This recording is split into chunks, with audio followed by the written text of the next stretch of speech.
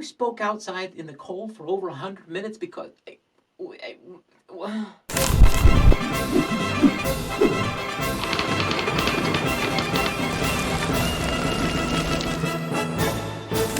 Hi there, I'm Peyton Dixon of Historic Experience, and welcome to What the History?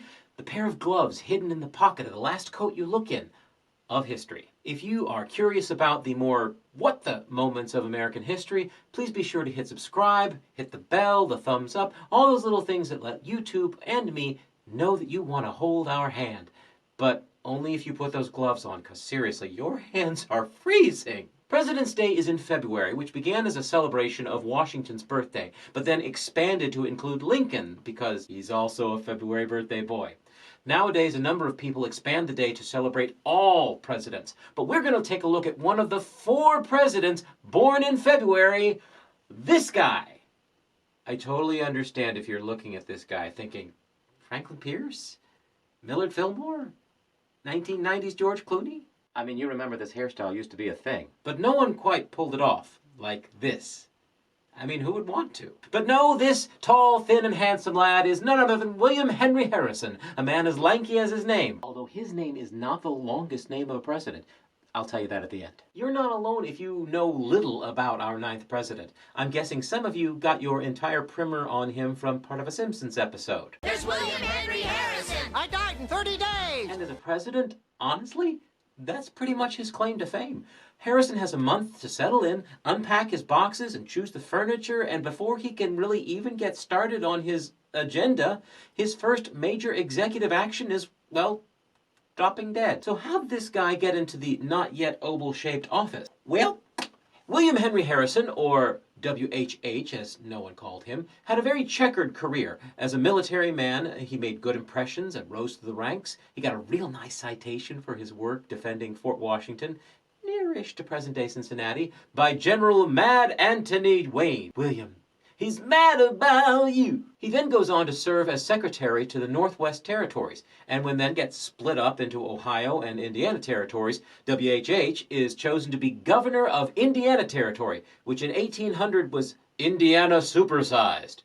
His prime directive was not as nice as Starfleet's. It was basically sign treaties with the Indians and get as much land as you can. And turns out that was his wheelhouse. On his Enneagram, he was total 6 with an 8-wing, major loyalist challenger. He pushed through a lot of treaties, most of which may have relied upon the tribe's non-existent sense of land ownership and may have included WHH getting the tribal leaders drunk. But he got a lot more land for settling, so yay. But the big map-putter honor for Harrison was the Battle of Tippecanoe, where he commanded an assault on a group of Native American raiders rallied together by Tecumseh, who Harrison had managed to tick off something fierce. They had made enough raids to cause President James Madison to send Harrison in to take the tribes on. We will not go quietly into the night. We will not vanish without a fight. We're going to live on.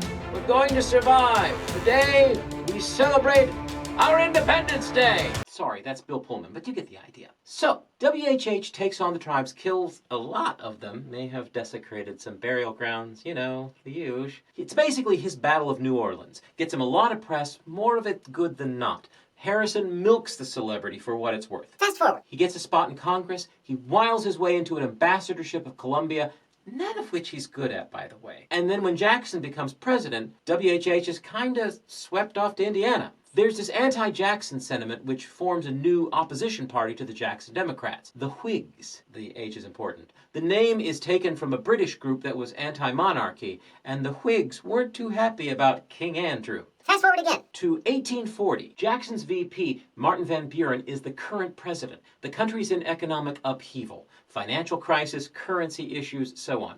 The Whigs are looking for someone to give Van Buren a run for his money, and who better to take on the Jackson Democrats than an anti-Jackson Whig who's a lot like Jackson?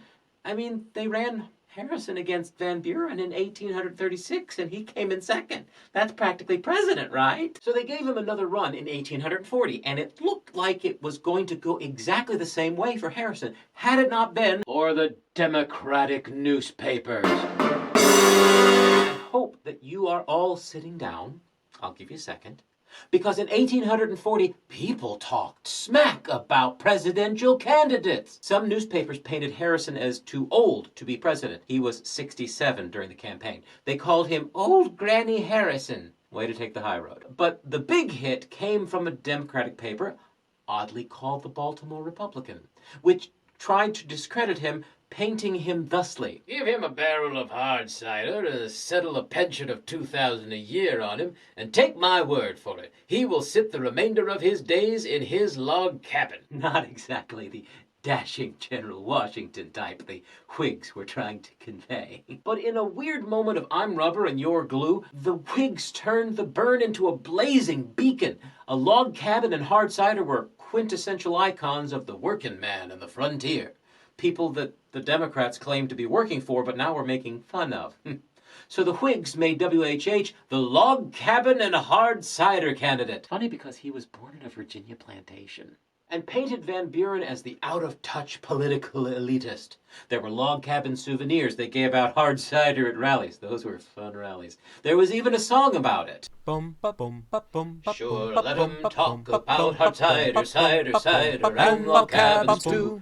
'Twill only help to speed the ball for Tippecanoe and Tyler too, for Tippecanoe and Tyler too. And with them we'll beat little Van, Van is a used-up man, and with them we'll beat little Van. That was the song of the summer. That was 1840's Shake It Off, or In My Feelings, or insert your favorite song of the summer here.